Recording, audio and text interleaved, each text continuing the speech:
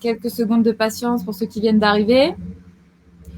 Je vais envoyer le live. Donc là, il est sur la page. Je l'envoie sur le groupe ainsi que sur l'événement pour que tout le monde puisse nous suivre en même temps.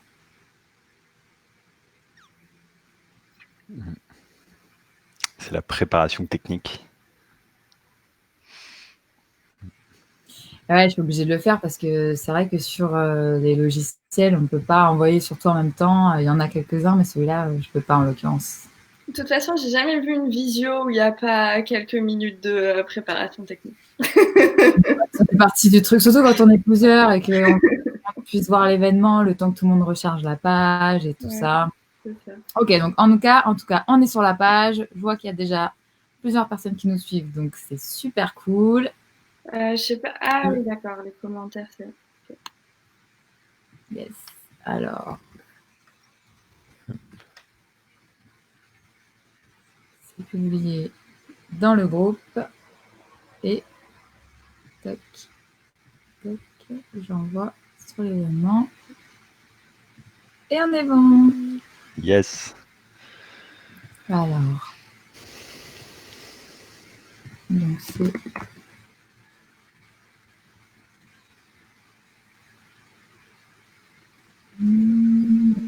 Je vois qu'il y a de plus en plus de monde qui nous rejoint, donc ça c'est cool. Ça veut dire que tout le monde a réussi à avoir le lien. C'est parfait. On va pouvoir démarrer. Bonjour tout le monde. J'espère que vous allez bien. Hello tout le monde. Alors, je suis aujourd'hui avec Dany et Jules qui vivent une relation polyamoureuse, mais je vais d'abord commencer par vous expliquer comment va se dérouler ce live. Donc, on va parler d'abord ensemble de leurs antécédents, leur passé, leur vie, ce qu'ils ont pu vivre avant, qui leur a donné envie de vivre cette relation ensemble. Ensuite, on parlera des émotions, du type de relation et de la façon dont on vit quand on est polyamoureux. Et ensuite, la dernière phase, ce sera des échanges avec vous et surtout les questions que vous pouvez éventuellement vous poser, qui vous challengeraient pour savoir si vous êtes une personnalité qui se sentirait bien et à l'aise dans une relation polyamoureuse ou pas. Ok, donc évidemment, posez toutes les questions que vous voulez. Les commentaires sont vraiment là pour ça. Dès qu'on voit qu'il y a une question, soit on rebondit dessus, soit on la garde pour la fin si c'est une thématique un peu particulière. Mais en tout cas, on est bon. Alors, j'ai Steph qui me dit le live n'est pas dispo depuis l'événement. Pourtant, je viens de le mettre. Attendez, je vais quand même vérifier. J'adore. Tu peux voir ce genre de commentaires? Parce que je ne les vois pas. Si jamais. Alors, sur le sur public à droite. Exactement. Ah, oui, voilà. Merci, Jules. Alors, le live n'est pas dispo. Bah, pourtant, je viens de le mettre dans l'événement. Bon, je vais prendre 30 secondes. Ça m'embête de faire ça, mais je sais ce qu'on va faire. Je vais commencer par vous poser les questions et pendant que vous allez chacun nous raconter votre vécu, votre passé, vos relations précédentes, je vais bidouiller ce truc technique qui n'est pas du tout intéressant. Alors, on va commencer. Donc, Jules et Dany, ça fait à peu près 1 an qu'on est en contact, en fait. Dany, je me rappelle qu'on s'était parlé quand je cherchais des témoignages sur une vie un peu... je ne sais plus quelle était la thématique, mais l'idée, c'était vraiment ceux qui ne vivent pas qui sont pas totalement dans les normes et totalement dans les règles qu'on voit régulièrement dans la société. J'avais fait un appel à témoignages pour essayer de montrer un maximum de personnes qui avaient plein de façons de vivre. Et Dany m'avait contacté en m'expliquant qu'elle était polyamoureuse et que ça lui faisait grand plaisir d'en parler. Donc, j'aimerais, si vous êtes d'accord, Jules et Dany, que vous m'expliquiez chacun votre tour ce que vous avez vécu avant d'être ensemble, parce que j'explique donc à tout le monde que Dany et Jules se sont mis ensemble et que dès le départ, ils ont voulu tous les deux avoir une relation polyamoureuse. Donc, ils n'ont pas vécu en étant exclusifs ensemble. Par contre, avant ça, ils ont eu des relations exclusives avec d'autres personnes et ils vont vous expliquer aujourd'hui ce qui les a amenés à avoir envie de vivre une relation polyamoureuse ensemble. Alors, qui veut commencer? Est-ce que tu veux commencer, Dany? Je peux commencer. La question c'est où je commence? À quel moment je commence? Ce qui me vient là, c'est que j'ai toujours eu des relations assez longues, y compris avant Jules. Et je me rappelle notamment d'une relation. Alors à l'époque, donc on était ados et il y avait beaucoup de jugements sur les filles qui vont voir différents mecs, etc., ou différentes personnes, enfin qui ont une vie sexuelle avec plein de gens. Et moi, je voulais surtout pas faire partie de ces filles-là parce que je voulais pas être shamée, quoi. Et donc, j'étais assez fière d'être dans une relation pendant 3 ans, d'être fidèle, etc. Mais la vérité, c'est que je désirais tous les copains de mon copain. Donc, toi, déjà, tu sentais que tu avais des attirances pour d'autres personnes que la personne avec qui tu étais et en fait avec qui tu étais normalement 100% amoureuse. Ouais, c'est ça. D'accord. C'est ça. Et au final, on s'est séparés et j'ai eu une micro-aventure avec un gars qui, lui, parlait d'amour libre, etc. Et qui me plaisait vachement. Et je pense qu'il a un peu utilisé ça pour me dire, bon, du calme. Mais en tout cas, ça a été la première fois que j'ai été en contact avec quelqu'un qui parlait de vivre les relations autrement, en fait. Et ça m'a vachement parlé tout de suite, cette notion d'amour libre. Et j'ai toujours été beaucoup dans une démarche de remise en question des normes. Et en effet, cette norme-là de la monogamie, du couple, etc., enfin là, il m'ouvrait une porte pour ça. Et en même temps, j'ai fait des études en anthropologie et j'ai pu voir en anthropologie que, en fonction des sociétés humaines, il n'y a pas que le couple monogame qui existe, quoi. Il y a plein de manières de vivre l'amour, la sexualité, les relations. Donc, je me suis dit, ça y est, c'est ça que je veux vivre. C'est ça que je veux vivre.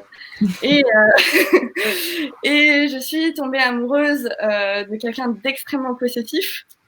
Et donc, j'ai dit, bon, bah, je vivrai pas ça, tant pis. Et je me suis mise dans cette relation. Et en fait, il était très, très jaloux.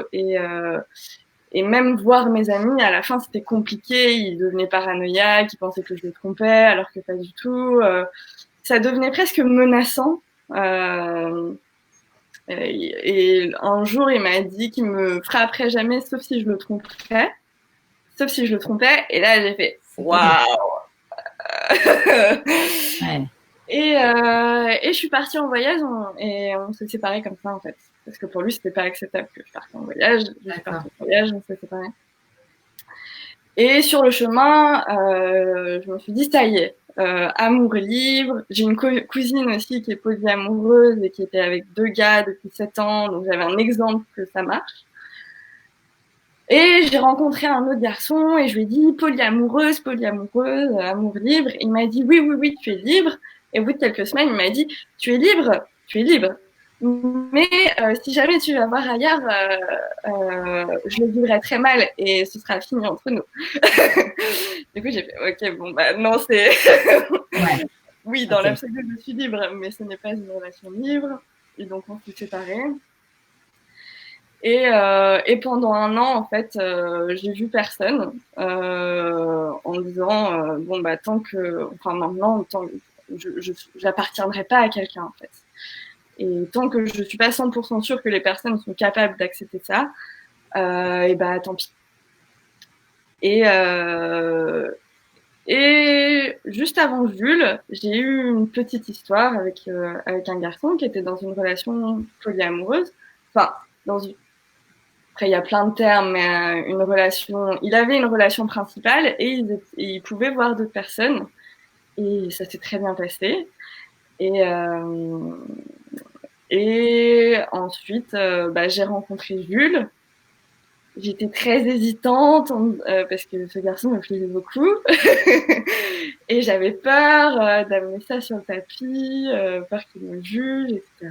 Et puis finalement, je l'ai amené. Et voilà, c'est ça. Ok. Le départ. Donc moi, ce que j'entends aussi, je vais mettre en avant les problématiques que tu as rencontrées dans ton parcours, parce que je pense aussi que c'est ça qui va intéresser énormément les gens qui nous regardent.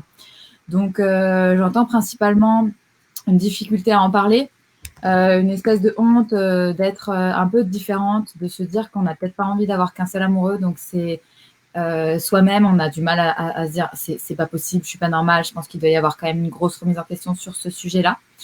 Et j'entends aussi la jalousie. Donc, la jalousie, le partage des autres partenaires. Donc, pas de toi par rapport à eux, mais plutôt de eux par rapport à toi. Peut-être aussi cette pression sociale ou ce besoin de posséder la personne. Voilà, peut-être, je sais pas. J'ai mis des hypothèses, mais du coup, ça a sûrement été deux choses qui ont pesé pour toi et sur tes relations, jusqu'à ce que tu te dises, en fait, il est possible de vivre autre chose parce que tu as dû avoir plusieurs personnes. Donc, tu parlais d'une des personnes que tu avais croisé, un homme que tu as croisé, tu parlais de ta cousine, tu parles d'une personne qui était déjà polyamoureuse avec qui tu avais une relation. Des petits jalons comme ça qui sont arrivés dans ta vie où tu t'as dit oui, ça existe, je ne suis pas la seule et c'est possible de vivre comme ça et c'est aussi possible de vivre de façon stable comme ça, avec l'exemple de ta cousine. Ouais, tout à fait. Ouais, moi j'entends ça et c'est vrai que c'est des sujets qui sont très forts sur les questions de l'amour libre et l'amour à plusieurs. C'est vraiment la jalousie, la honte, essayer de trouver des partenaires qui correspondent à nos valeurs. Jules, du coup, je rebondis avec toi derrière parce que donc j'ai d'abord discuté avec Dani et ensuite j'ai discuté avec Jules. Jules, on n'avait pas vraiment échangé d'ailleurs avant que tu viennes directement me parler. Et à ce moment-là, je pense que je me posais des questions sur ce que je faisais, mon entrepreneuriat, etc. Et Jules a dû sentir que c'était le moment et il est venu me parler en me disant, écoute, moi j'accompagne aussi les entrepreneurs.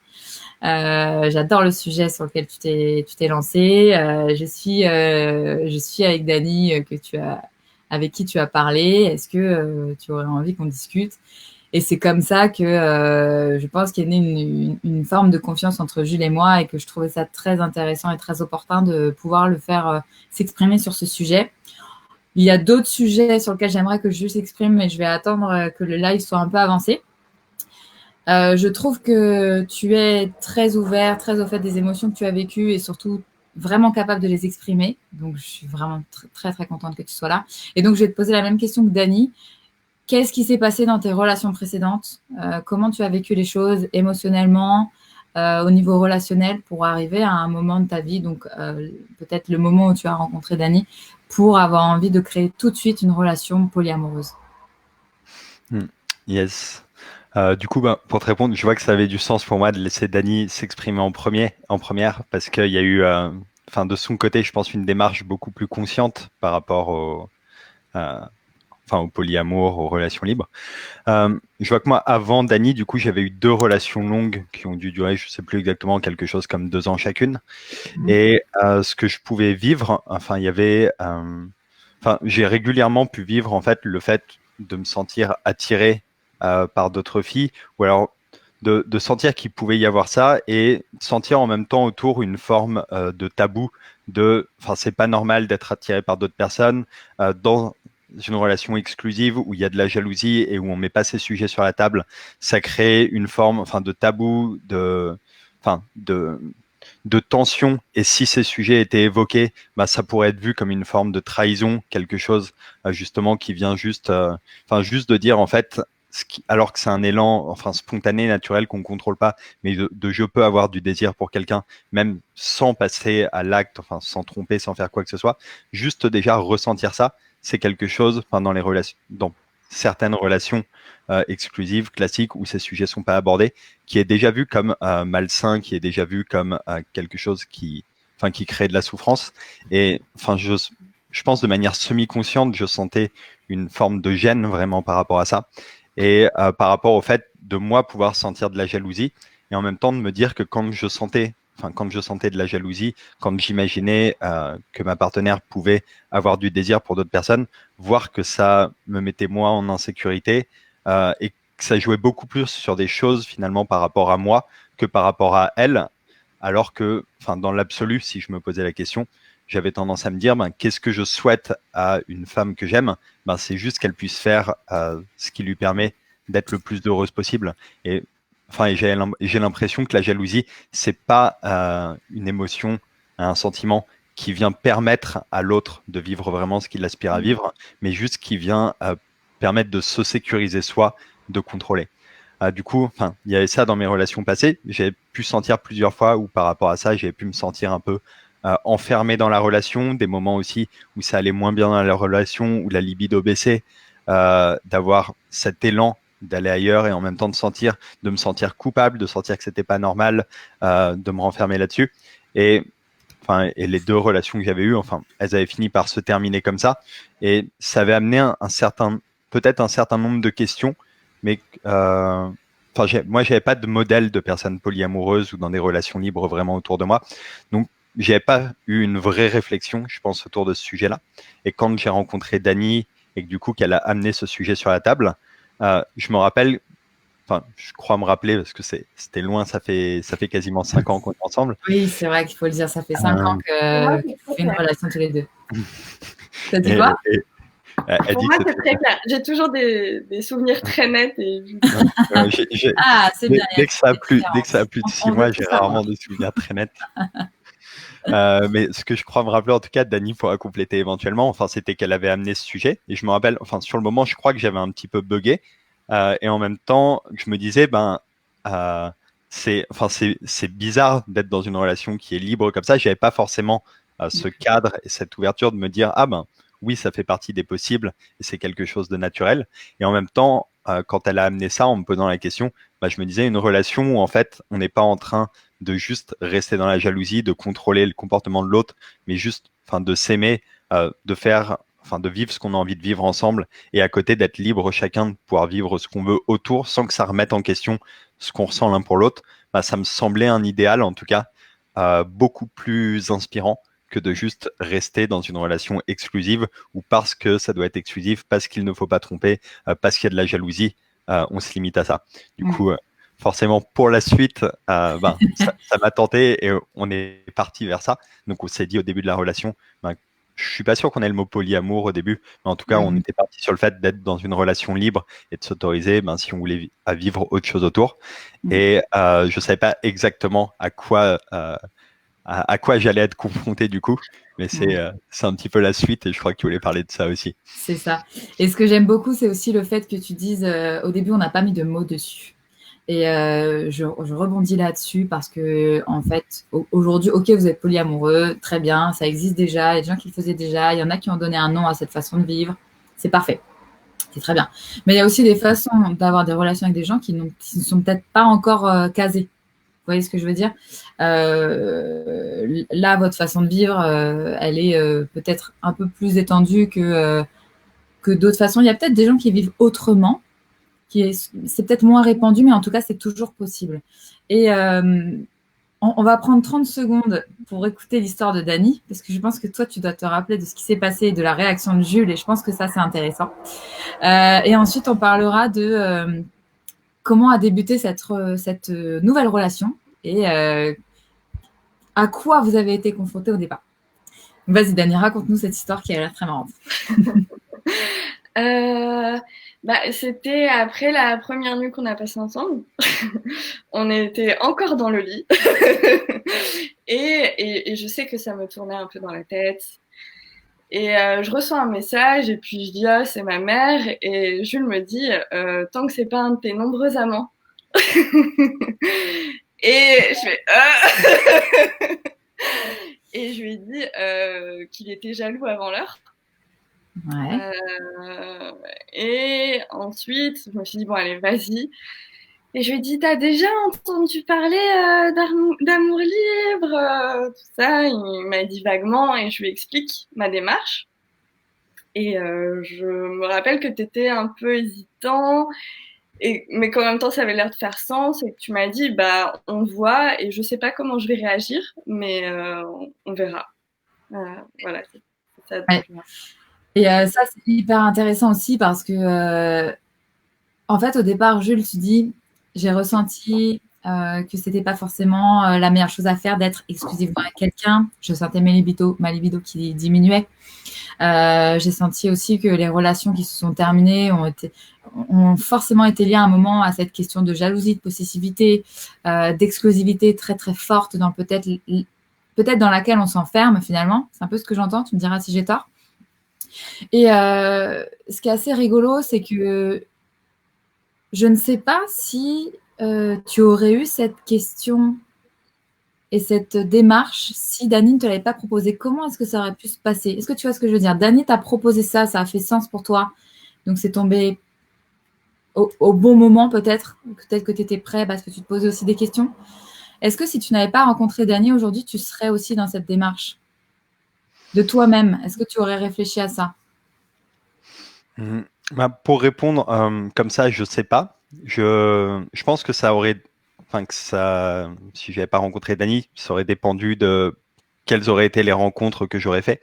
Je pense que si j'avais rencontré des personnes qui étaient justement en relation libre, polyamoureuse ou quel que soit le mot qu'on met, ça m'aurait interrogé, j'aurais eu envie d'en savoir plus, de creuser et de comprendre. Après, je crois qu'à cette époque, enfin c'était, enfin les relations, c'était peut-être pas ma priorité du moment. Enfin, j'étais aussi beaucoup dans une quête identitaire de ce que je voulais faire de ma vie. J'avais beaucoup mon attention qui était mise là-dessus davantage que sur la relation et de me demander précisément quelle relation je voulais.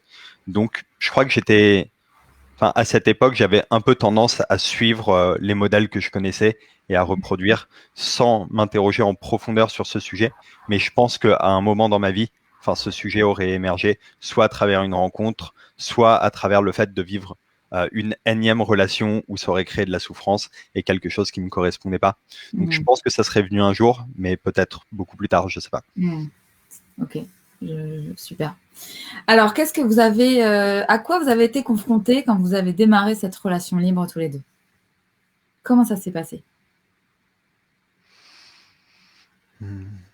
Qui veut commencer à prendre la parole? Moi, je veux bien. Ce qui s'est passé, c'est que les 6 premiers mois, il s'est rien passé. D'accord. C'était un peu, on est libre par principe en fait, mais on n'a pas eu le désir ni l'occasion de voir d'autres personnes. Et l'idée, c'était pas de voir absolument d'autres personnes, c'était juste si on veut, c'est possible. Et les 6 premiers mois, ça s'est pas présenté. Et puis, il y a une soirée où Jules a embrassé une autre fille. Je me rappelle, c'était le premier truc.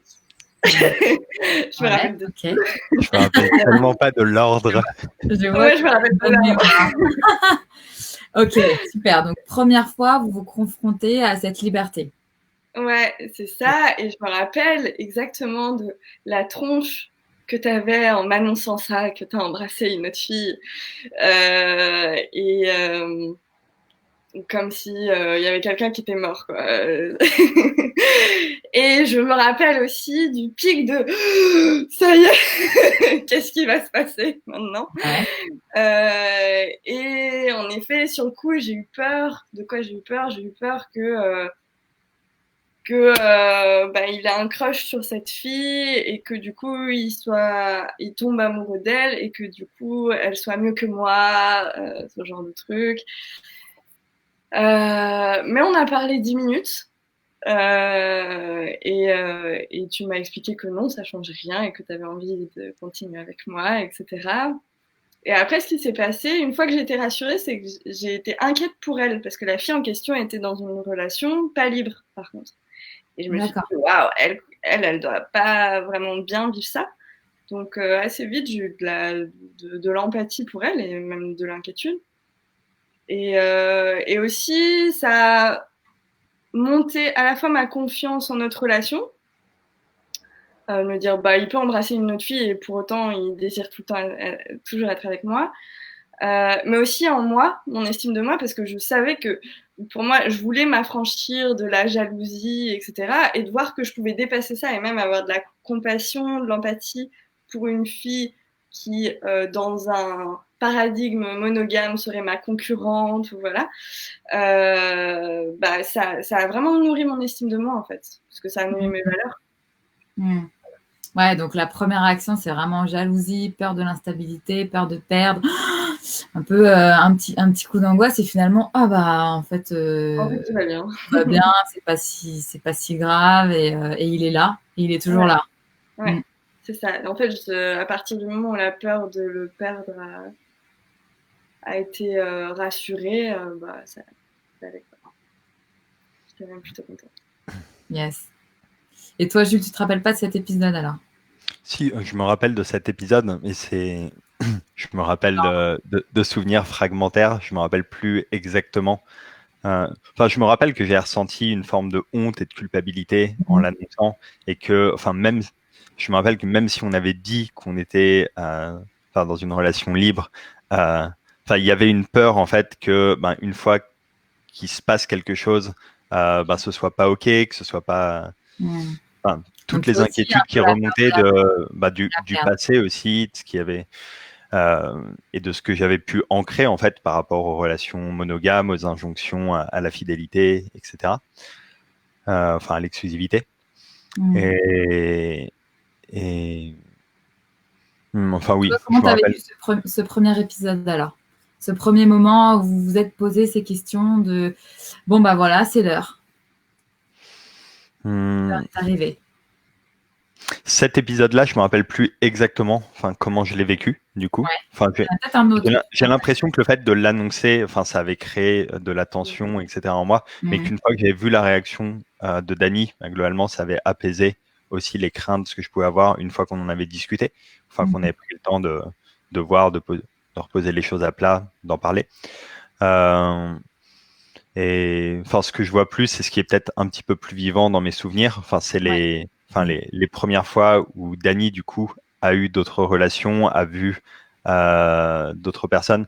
En particulier, la première fois où elle est tombée amoureuse d'un autre homme, du coup.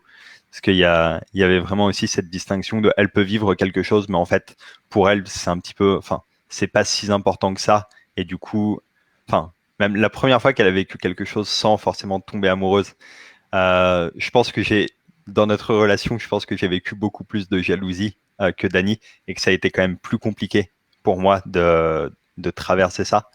Qu'il y a eu je pense que Dany pourra en dire plus que moi, elle a des souvenirs plus vivants là-dessus. Mais dans ce que je me rappelle, typiquement la première fois où Dany est tombée amoureuse, je me rappelle que j'avais vécu vraiment beaucoup d'insécurité, l'impression, beaucoup de comparaisons aussi. Est-ce que l'autre est mieux que moi? Est-ce que ça veut dire que si elle est amoureuse de lui, elle va me quitter? Et il y avait des peurs, qui étaient suffisamment profondes pour que même quand elle me disait les premières fois que pour elle ça changeait rien, il y avait une partie de moi qui avait du mal à croire à ça, qui restait dans une forme d'insécurité. Et ça a mis quand même ça a mis un moment à avancer là-dessus. Je me rappelle qu'il y a eu des périodes justement où on discutait de ça, et où je sentais que c'était tellement douloureux, que ça faisait bouger tellement de choses pour moi, qu'on parlait du fait de peut-être, je crois pas que c'est exactement, Dany dira qu'on ait dit de revenir à une forme d'exclusivité pendant un moment, mais en tout cas je me rappelle que j'avais eu un besoin de ralentir les choses à un moment, que peut-être on passe plus de temps ensemble, prendre le temps de me sentir rassuré, et d'y aller par étapes. Je sentais que ça avait vraiment du sens pour moi de traverser la jalousie, mais quand il y en avait trop d'un coup, ça pouvait être vraiment compliqué par moment. Et je me rappelle, dans mon souvenir, Dany pourra compléter, mais ça s'était un petit peu cristallisé à un moment où elle était, c'était pas la première fois que ça se produisait, c'était le deuxième homme du coup dont elle est tombée amoureuse en dehors de notre relation, et où il y avait vraiment du coup ce côté un petit peu fusionnel. Elle avait envie de le voir autant, voire plus que moi. Et c'est à partir du moment où il y a eu ce truc de elle passe autant de temps avec lui, ça avait créé quelque chose de vraiment compliqué pour moi. Et ça a été une période où on en avait beaucoup plus parlé, où on était beaucoup plus allé dans le détail, partager aussi comment on se sentait, ce qu'on vivait, etc. Et il avait presque été question à un moment, où je sentais que c'était presque plus possible pour moi, ou si ça avait continué comme ça pendant un moment sans que je sois capable de traverser ça, c'était poser la question qu'on se sépare. Tu te sentais un peu étouffé par toutes ces émotions? Étouffé, peut-être démuni, incapable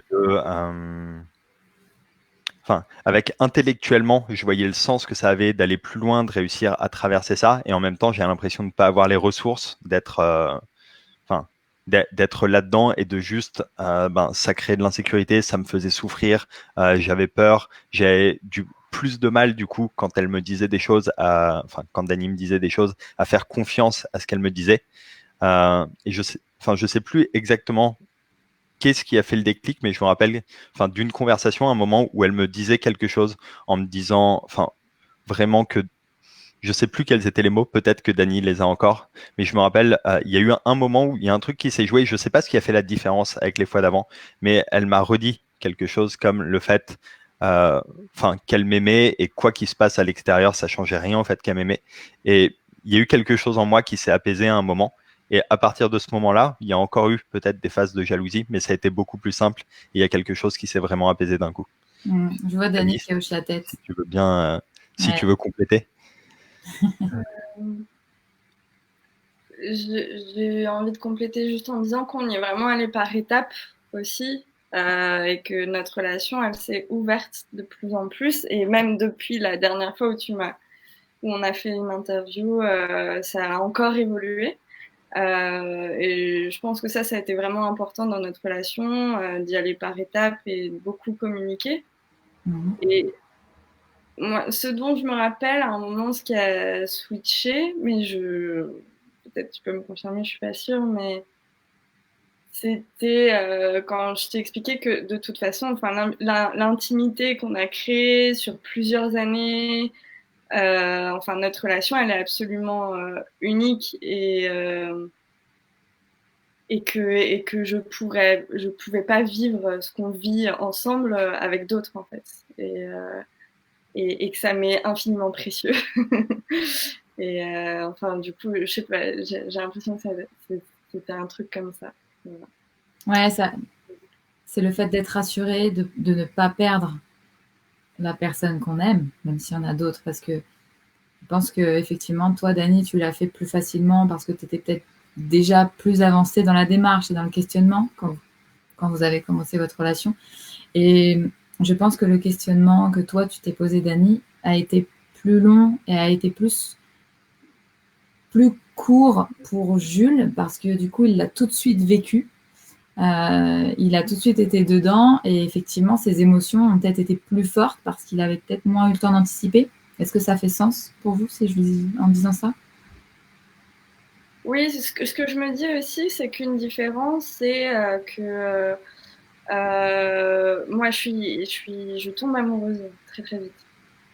Et je suis très fusionnelle avec les personnes dont je tombe amoureuse. Donc, je peux avoir plusieurs mois avec une personne et j'ai envie de la voir tout le temps et je pense tout le temps à elle, etc. Et Jules fonctionne moins comme ça, en fait. D'accord, c'est sur votre fonctionnement interne, en fait, tout simplement. Ouais, voilà. Et du coup, je peux imaginer que si Jules était tombé fou amoureux à ce point au début de quelqu'un d'autre, ça aurait été plus compliqué à vivre pour moi que le fait qu'il embrasse une autre fille ou qu'il couche avec une autre fille. Voilà, je pense aussi que j'ai un challenge au niveau romantique, disons. C'est l'intensité de la relation. C'est l'intensité des relations qui sont à l'extérieur, en fait, qui peuvent aussi déstabiliser la relation que vous avez tous les deux. Ouais, en tout cas, créer des insécurités. Ouais. Ok.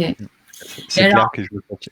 Ouais, pour juste compléter en une phrase, c'est clair que je me suis senti beaucoup plus insécurisé dans les moments où Dani est tombée folle amoureuse d'autres hommes que dans les moments où elle a passé une soirée, elle avait eu une relation sexuelle avec un homme, mais sans qu'il y ait autant de suite ou sans qu'il y ait ce truc de tomber amoureuse. Je comprends. Donc, c'est vraiment les sentiments qui apportent une impression d'instabilité, quoi. C'est l'intensité des sentiments pour une autre personne. En tout cas, pour moi. Et alors, vu que ça fait quand même 5 ans que vous vivez comme ça, donc s'il peut y avoir quelque chose de stable, quelle est la stabilité dans cette relation?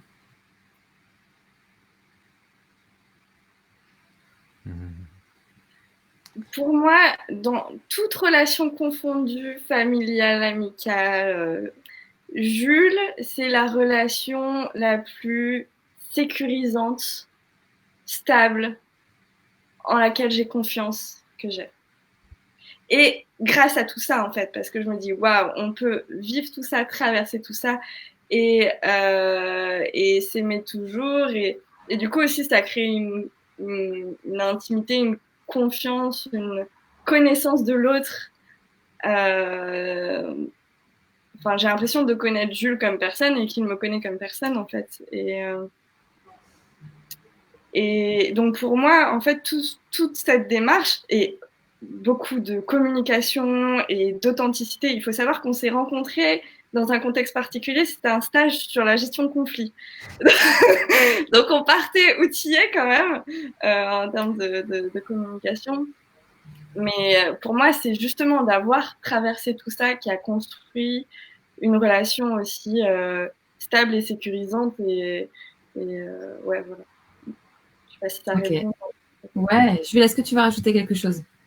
Enfin, j'irais pas mal dans ce sens, enfin, où je dirais, on a vraiment beaucoup communiqué dans notre relation, j'ai l'impression. Et je m'étais d'ailleurs fait la remarque que dans les premières semaines de notre relation, on s'était rencontrés donc dans ce contexte de stage axé sur la communication aussi, et j'avais eu l'impression, en fait, après peut-être 2-3 semaines de relation avec Dani, de mieux la connaître et d'avoir quelque chose où on était plus proche et plus en phase qu'après 2 ans de relation que j'avais pu avoir précédemment. Donc, pour moi, il y a vraiment aussi toutes ces choses qu'on a traversées, tous les moments où ça a été compliqué émotionnellement. C'est des moments où on a été obligé d'aller poser ça sur la table, d'en parler pour traverser ça. Et c'est, moi, j'ai l'impression effectivement que par rapport à une autre relation, d'autres relations que je pourrais avoir ou que j'ai en ce moment, qu'avec Dani, on a un niveau de connaissance l'un de l'autre et de une forme de complicité, qui est vraiment élevée, quoi. Ok, c'est top. Et alors, comment vous vivez en ce moment? Combien de relations vous aviez? Comment ça se passe? Comment ça se passe? Tu veux commencer? Tu veux commencer? Vas-y. Je peux y aller. Du coup, moi en ce moment j'ai 2 relations, principalement. D'ailleurs, ma deuxième amoureuse, je suis en confinement avec ma deuxième amoureuse là, donc pour répondre à une des questions qui était passée dans le chat. Aussi. Là, on n'est pas ensemble là tout de suite. Et après, je sais pas. Après, on est aussi de plus en plus dans des milieux justement polyamoureux où il y a aussi davantage de liberté autour de la sexualité, de la sensualité. Donc, on a je pense que Dani pourra en parler peut-être mieux que moi. Donc, j'ai bien envie de voir ce qu'elle pourrait dire là-dessus si c'est ok pour elle.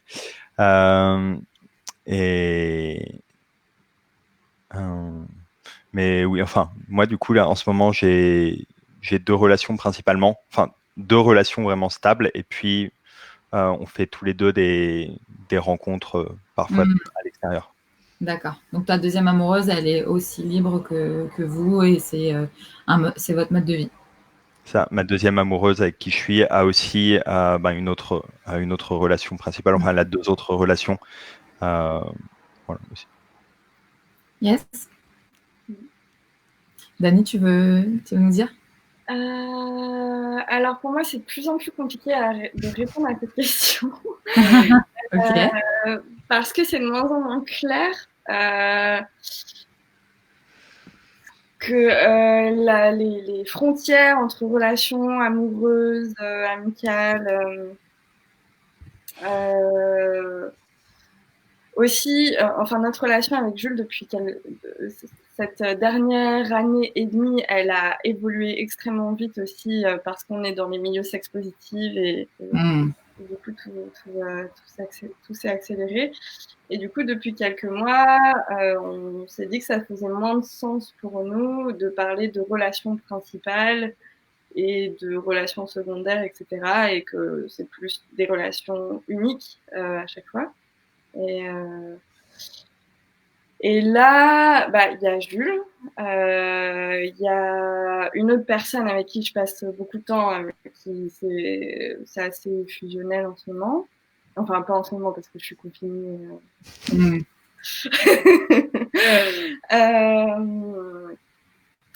Après, pour moi, il y a 2 autres personnes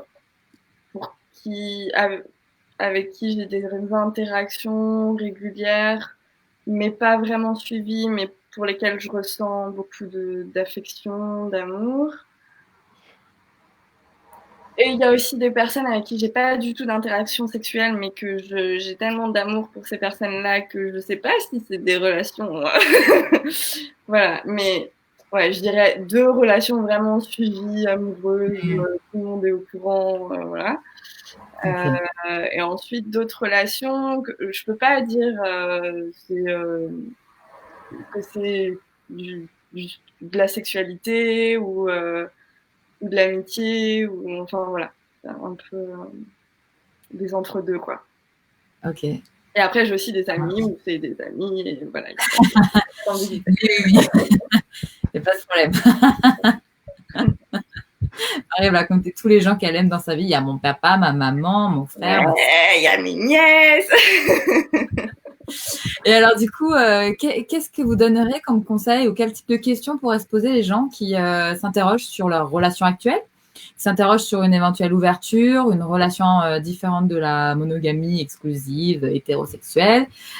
Quelles seraient les questions qui pourraient se poser? Comment ils pourraient rentrer dans cette démarche pour savoir s'ils sont faits pour avoir des relations polyamoureuses ou non?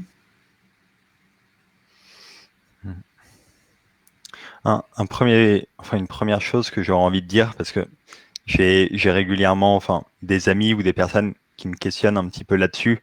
Et par rapport à toutes ces idées d'amour libre, de polyamour, je vois qu'il y a régulièrement ce fantasme un petit peu de je peux faire ce que je veux. En tout cas, de la liberté exacerbée, tu veux dire? de la liberté exacerbée. Et je vois qu'il y a eu plusieurs fois, en l'occurrence, des hommes qui sont. Je pense que ça marche dans les deux sens, mais j'ai beaucoup d'amis plutôt hommes et il y en a plusieurs qui sont venus me voir avec ces questionnements et qui étaient dans une démarche, comment est-ce que ça s'est passé pour toi? Comment est-ce que tu es devenu dans une relation libre? Parce que ça a l'air super de pouvoir être libre comme ça. Et juste en se posant la question déjà de si tu étais dans une relation libre ou polyamoureuse, comment ça serait pour toi que la relation est quittée, ta conjointe soit dans la même liberté, aille voir d'autres hommes? Il y en a plusieurs à qui c'est venu casser le fantasme d'un coup et qui se disaient en fait en se posant cette question, mais en fait je serais pas du tout prêt à ce que ma relation, ma compagne puisse aller voir d'autres hommes, etc. Je me sentirais trop jaloux.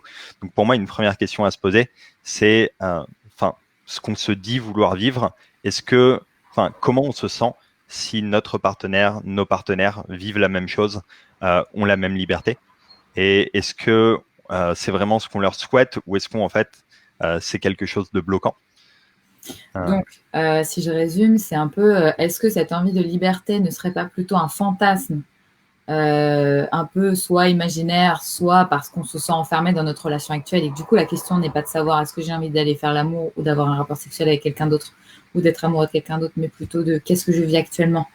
Est-ce que ça me convient et est-ce que je suis OK avec ça? Est-ce que j'arrive à communiquer avec la personne avec qui je suis? Donc, il y a cette première question. Et la deuxième, c'est ce que moi, j'ai envie de faire. Est-ce que j'accepterais que la personne avec qui je vis une relation ou que j'aime fasse la même chose? C'est les 2 questions principales à se poser pour commencer à éventuellement ouvrir la porte à une relation ouverte et polyamoureuse ou autre terme qu'on pourrait utiliser. Pour moi, en tout cas, c'est 2 questions indispensables à se poser parce que si on voit dès le départ qu'en fait, on est complètement fermé à ce que sont ça ou ses partenaires et cette forme de liberté, ça me semble... je pense qu'il y a aussi des modèles qui peuvent être, à la condition d'avoir une bonne communication, qui peuvent être viables avec seulement une des 2 personnes dans un couple qui est libre de faire ce qu'elle veut, d'aller voir ailleurs. Mais pour moi, on n'est pas, c'est pas du polyamour. C'est encore une forme de relation. Et après, c'est vrai qu'aussi ces questions de relations libres, ouvertes, posent aussi une autre question sur est-ce que je suis capable d'exprimer clairement mes besoins, mes désirs et mes envies? Est-ce que je suis capable clairement aussi d'accepter les désirs, les besoins et les envies de mon ou ma partenaire? Je suis pas sûr. Vas-y, Dani. Vas-y. Je suis pas sûr d'avoir complètement compris la question. Si tu veux reformuler peut-être. Alors la question c'est, je sais même pas si c'est une question. En fait, je pense que c'est surtout un constat que je fais. Peut-être que je vous laisserai rebondir dessus. Le constat, c'est plutôt qu'une personne qui n'est pas au fait de ses émotions, de ses désirs profonds et de ce qu'il ou elle aime faire dans la vie, va avoir du mal à exprimer, à l'accepter soi-même et à du coup mettre en place des choses qui correspondent réellement à sa vie et non pas à ce qu'on lui a appris. Là, c'est le premier constat que je fais, c'est qu'il faut être vraiment au fait de ce qu'on est réellement et de ce dont on a besoin soi-même. Et la deuxième chose, qui peut être aussi du coup une deuxième difficulté, c'est d'être capable d'exprimer, de dire son désir, ses besoins à l'autre. Donc c'est je sais ce que j'ai, je sais comment je veux le vivre, c'est je suis capable de l'exprimer. Et la troisième difficulté ou la troisième interrogation, c'est est-ce que je suis capable d'entendre aussi les désirs, les besoins et la réponse de la personne et de mon partenaire en face de moi. Il y a 3 étapes de conscience, de prise de confiance en soi, d'estime de soi, de prise de conscience de ses émotions, qui sont pour moi primordiales dans ce type de relation, même si ça l'est déjà dans la relation à deux exclusive, mais ça l'est encore plus pour moi dans ce type de relation. Ouais. Je suis assez d'accord avec ça. Ce que j'aimerais peut-être ajouter par rapport à ça pour moi, c'est que ça me semble indispensable d'avoir ces 3 éléments à terme dans une relation, dans des relations qui soient stables, durables, épanouissantes. Après, je me dis que c'est peut-être pas nécessairement un prérequis de tout avoir, parce qu'en fait, typiquement, en allant explorer ça, et je vois que sur notre chemin avec Dani, il y a des endroits où ça a été compliqué de communiquer sur ces sujets-là, d'exprimer nos besoins, nos désirs par rapport à ça, parce que c'est pas toujours clair. Et je pense que sur le chemin, ce chemin permet énormément d'affiner ça. Et je vois que, je dirais qu'il y a eu un petit peu 2 parties, 3 parties même à notre relation. Il y a eu la première partie où au final on était libre en théorie, il se passait rien à l'extérieur et c'était assez simple.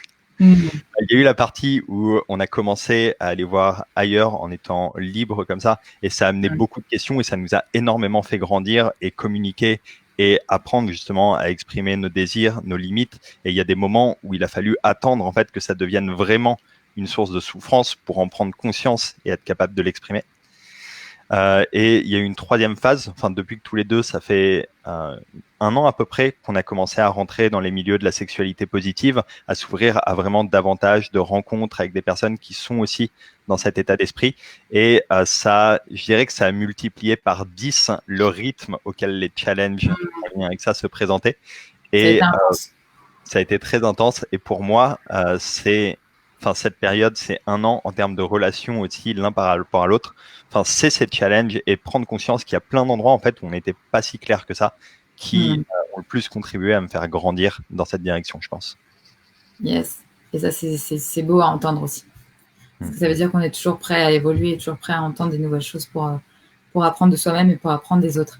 Et en parlant de ça, quel conseil vous donneriez aujourd'hui en termes de pratique pour ceux qui s'interrogent, qui veulent se poser des questions? Alors là, j'ai vu dans les commentaires qu'on en a quelques-uns qui nous parlent de café poli. Donc, on peut peut-être parler un petit peu de ça. Donc, je ne sais pas si vous en avez fait ou pas, mais en tout cas, ça existe. Il y en a dans la France entière. Et je sais que vous faites partie aussi d'une autre communauté. Est-ce que vous avez envie de nous en parler un petit peu plus? Moi, je veux bien faire une réponse rapide sur les cafés polis. Laissez Dani compléter si elle veut aussi. Mais pour moi, les cafés polis, du coup, il y a eu effectivement pas mal de messages dans les commentaires. C'est des cafés où se rassemblent les personnes qui sont polyamoureuses ou alors les personnes qui se questionnent dessus. C'est vraiment des espaces pour discuter autour de ces sujets. Et typiquement, pour toutes les personnes qui se posent des questions là-dessus, je pense que ça peut être un premier pas assez simple, assez peu engageant et en même temps qui apporte vraiment beaucoup, d'aller rencontrer des personnes qui sont déjà dans cette démarche, du coup de pouvoir les questionner, comprendre c'est quoi leur quotidien, les difficultés par lesquelles elles sont passées. Enfin, c'est un petit peu l'intention que tu proposes finalement à travers ce live aussi, et pouvoir aller rencontrer des personnes dans la vraie vie, leur poser ces questions. Je pense que c'est... Enfin, tu demandais avant quelles questions peuvent se poser, que peuvent faire des personnes qui se questionnent là-dessus. Je pense que aller dans ce type de café, c'est un premier pas aussi qui est super pour ça. Et qui est non engageant. C'est clair. Aller boire un café en général, ça va. Voilà, il n'y a pas d'engagement. C'est pas parce que vous allez vous renseigner sur le polyamour et savoir comment ça se passe que vous êtes tout de suite rentré dans ça. Vous avez aussi le temps de comprendre comment ça fonctionne, comment vous fonctionnez, comment vous vous sentez par rapport à ça. Vous avez le temps de construire autour de ça. C'est absolument pas engageant.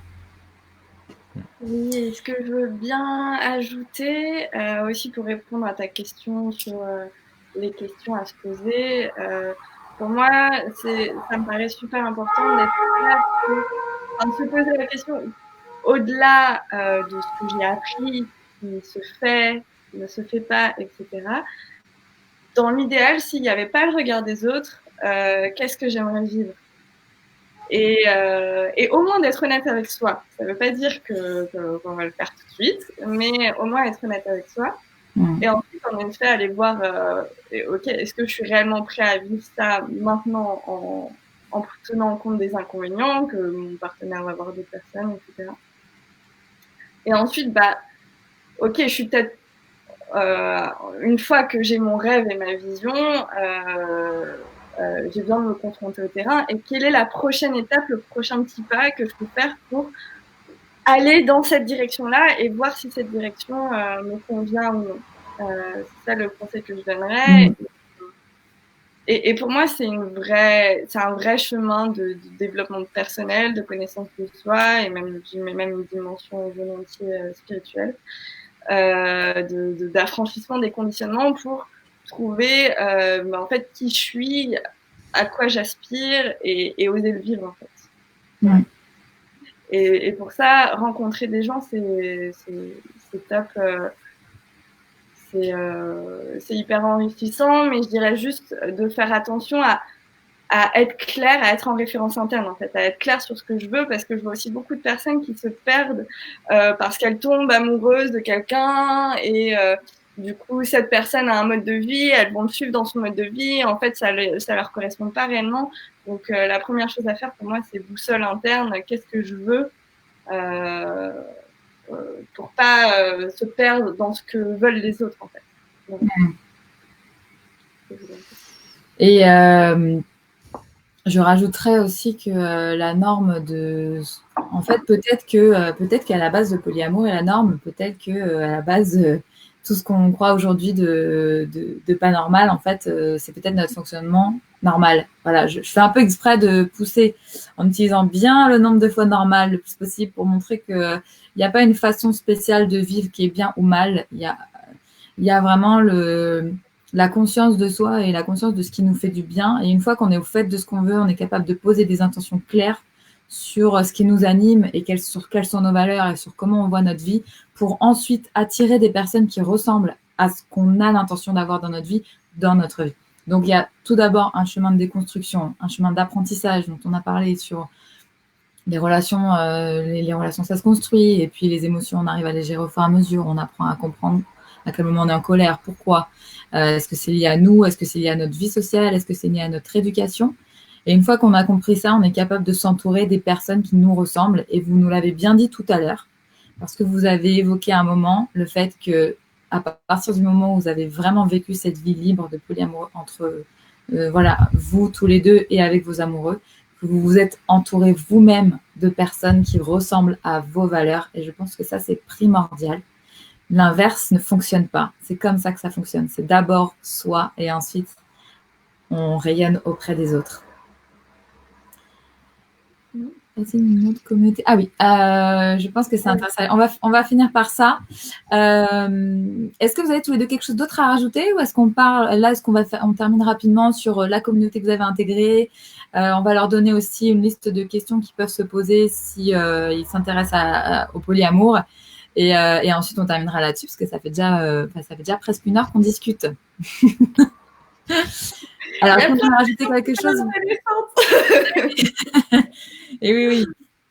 Alors, est-ce que vous voulez rajouter quelque chose pour finir ou est-ce qu'on passe tout de suite à la communauté que vous avez intégrée? Ouais, ça me va si tu souhaites passer à la communauté. Ça marche. Il y a juste les questions de Chloé aussi sur est-ce que c'est quelque chose qui est en nous ou un trait de notre personnalité. Enfin, je pense que ça va être intéressant d'y répondre en 2 minutes tout à l'heure aussi. Je t'en prie. Alors, par quoi veux-tu commencer? Je veux bien répondre rapidement à ça aussi parce que je pense que c'est une question que pas mal de personnes se posent. J'ai envie de préciser aussi parce qu'il y avait quelqu'un dessus, je vois plus le commentaire, mais qui demandait si c'était pas justement quelque chose. Enfin, alors je vais rechercher. On va les mettre. C'est pas très. Moi, ce que j'ai envie de dire par rapport à ça, enfin, c'est déjà aujourd'hui, je pense pas, et ça répond aussi à la question que tu posais tout à l'heure, je pense pas que le polyamour soit la solution pour tout le monde. Et enfin, je pense pas que la monogamie soit normale aussi et soit une solution qui puisse convenir à tout le monde. Et je pense, pour le coup, j'ai pas la réponse de est-ce que c'est vraiment un trait de caractère, quelque chose d'inné. J'ai plutôt tendance à penser, que non. Ma vision par rapport à ça, c'est plus enfin, en tout cas à titre personnel, c'est dans le chemin que je fais de développement personnel, d'apprentissage, de me connaître moi-même, j'ai l'occasion de découvrir mes valeurs, de découvrir davantage ce que je vis à un moment.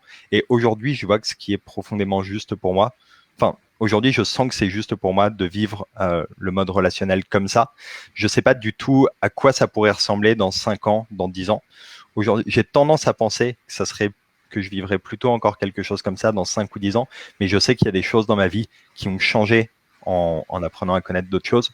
Donc, je me pose la question. Je pense que sur le sujet du polyamour, pour avoir discuté avec des personnes plus âgées, la question d'avoir des enfants, vient mettre un nouveau sujet sur la table aussi. Dès qu'on a des enfants, qu'on est polyamoureux, comment on gère cette question? Et ça peut. Il y a des personnes qui décident de retourner vers l'exclusivité en lien avec le fait d'avoir des enfants. D'autres personnes pas du tout, ou qui vont justement être dans des contextes polyamoureux, élever des enfants avec une communauté, par exemple, et plusieurs relations. Donc, pour moi, c'est vraiment quelque chose où, à un moment donné, c'est intéressant de se poser la question pour soi, de se demander ce qui est le plus juste aujourd'hui et de s'autoriser, je pense, à suivre ce qui nous inspire dans le moment présent pour se découvrir et continuer à avancer. Est-ce que je peux rebondir rapidement là-dessus? Vas-y, Denis. Moi, en fait, je me pose pas la question de qu'est-ce qui est naturel, qu'est-ce qui est né, qu'est-ce qui devrait être, etc. Mais plus, en fait, dans la monogamie, dans le polyamour, dans l'abstinence, il y a des avantages et des inconvénients. Et qu'est-ce qui m'inspire de vivre en étant réaliste sur les avantages et les inconvénients. Et j'aime bien dire ça des fois en mode un peu provoque pour casser les idées reçues. C'est que moi, des fois, j'envisage d'être nonne. parce que la spiritualité, c'est quelque chose de super important pour moi. Et je vois comme le fait d'être absorbée dans les relations, parfois m'éloigne de quelque chose de plus vertical.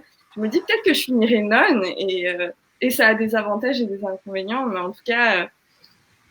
voilà, ce qui est important, c'est qu'est-ce qui est juste pour toi, qu'est-ce qui t'inspire. Ouais, tu as raison. Je pense que ça change aussi toute la vie.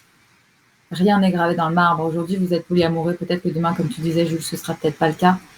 Peut-être que ça durera toute votre vie et peut-être que non. Donc ça, c'est pareil. Il n'y a rien de gravé. Vous pouvez changer, évoluer, changer d'avis, avancer, vous contredire et revenir et repartir. C'est super OK là-dessus. J'ai une autre question là qui me paraît intéressante. C'est pour vous, est-ce que vous voyez une différence entre l'échangisme, le triolisme, ce jeu? Voilà. Est-ce que vous voyez une différence? Est-ce que c'est dans le même dans le même sujet pour vous? Qu'est-ce que ça vous... En quoi ça... Alors, j'ai pas exactement les définitions, mais moi, quand je vois échangisme, j'imagine des couples qui se mettent d'accord, qui sont exclusifs au niveau des sentiments et qui se mettent d'accord pour avoir de la sexualité avec d'autres partenaires selon un cadre bien précis. Le triolisme, j'imagine que c'est ce que moi j'appelle les troupes, donc des troupes mais à 3 quoi. Pour moi en fait c'est plein de formes. Le polyamour pour moi c'est avoir plusieurs amoureux, enfin pouvoir avoir plusieurs amoureux. Et est-ce qu'il serait possible par exemple, sans parler de vos orientations sexuelles ni à toi ni à Jules, parce que je pense que c'est pas le sujet et que peu importe Missy, est-ce qu'il serait possible que vous soyez amoureux tous les deux de la même personne? Comment ça fonctionnerait dans ces cas-là? Ça n'est jamais arrivé, mais ça pourrait être marrant comme nouvelle expérience. Pourquoi pas? Et donc ce serait quoi? Ce serait toujours polyamoureux ou ça ferait aussi partie de peut-être ça pourrait être trouble ou triolisme? Est-ce que le mot changerait à ce moment-là ou est-ce que pour vous ça resterait pareil?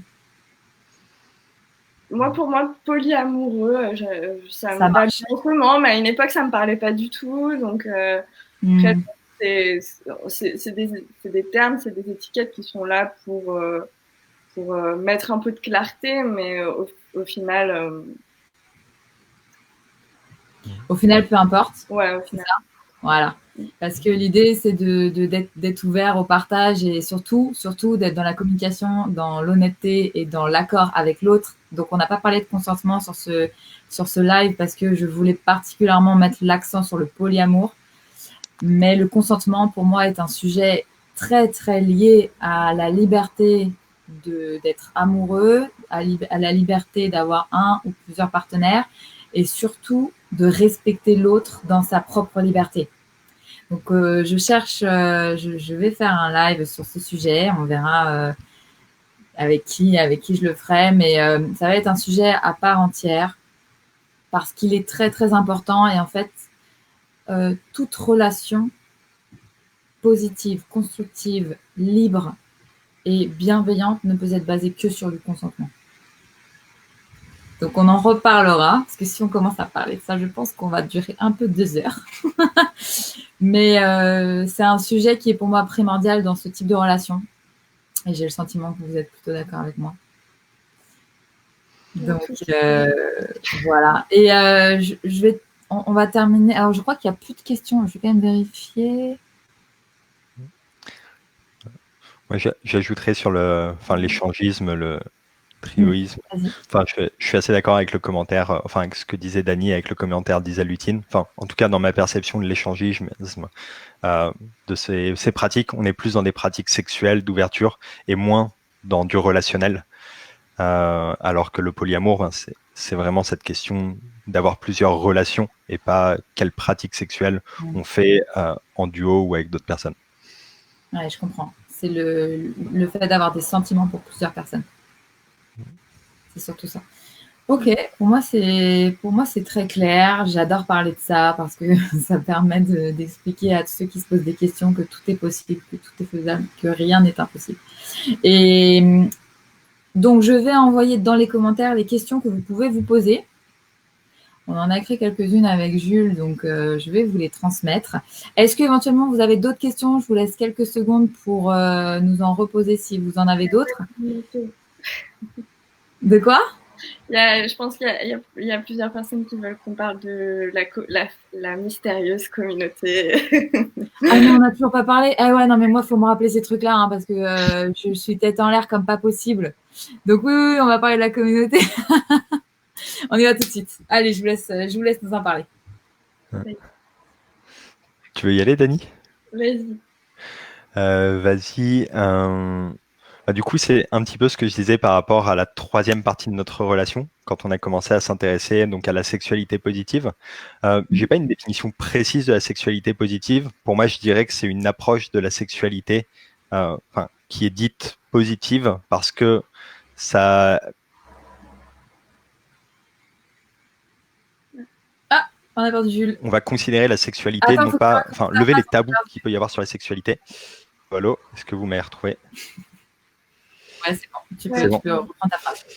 Oui, et donc je disais par rapport à la sexualité positive, pour moi, je vois ça comme une approche positive de la sexualité parce qu'on lève un petit peu les tabous qu'il peut y avoir sur la sexualité et que l'idée, c'est de pouvoir envisager la sexualité comme une activité sociale comme une autre, de la même manière que c'est naturel pour tout le monde de pouvoir aller boire un verre.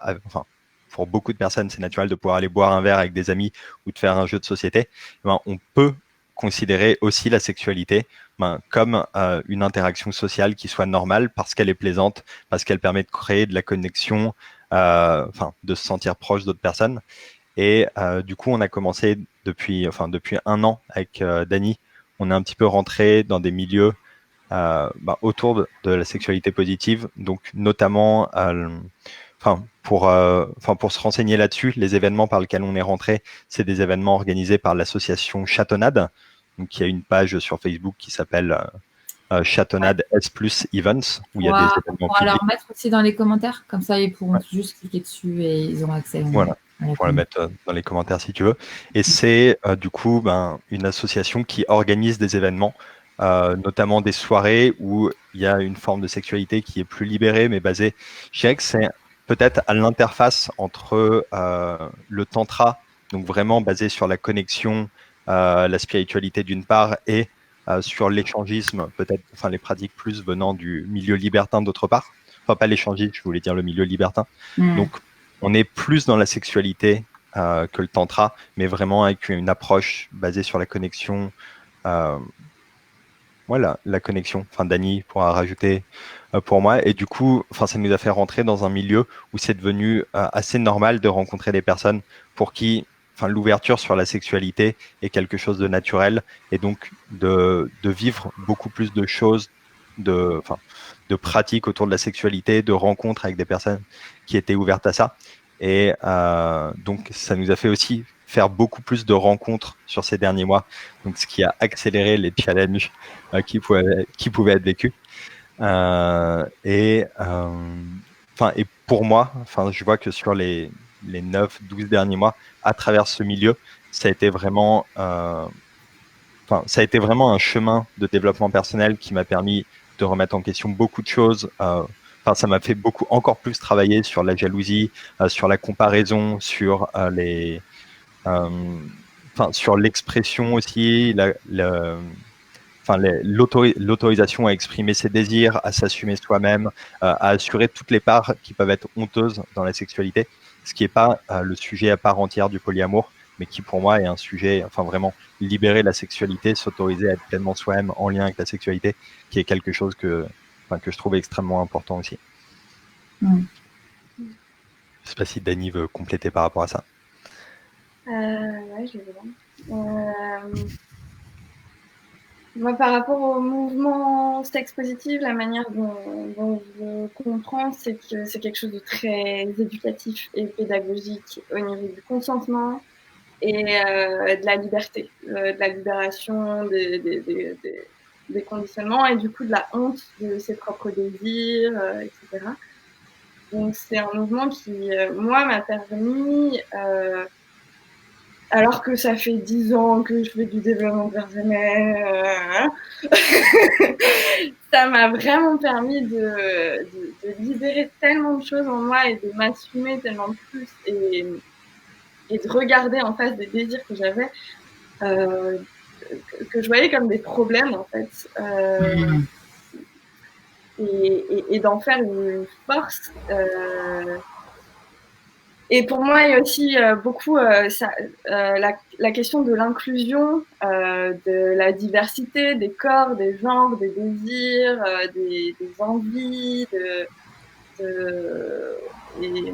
Et du coup, c'est un gros travail pour moi sur l'acceptation de la diversité et du coup l'acceptation de soi.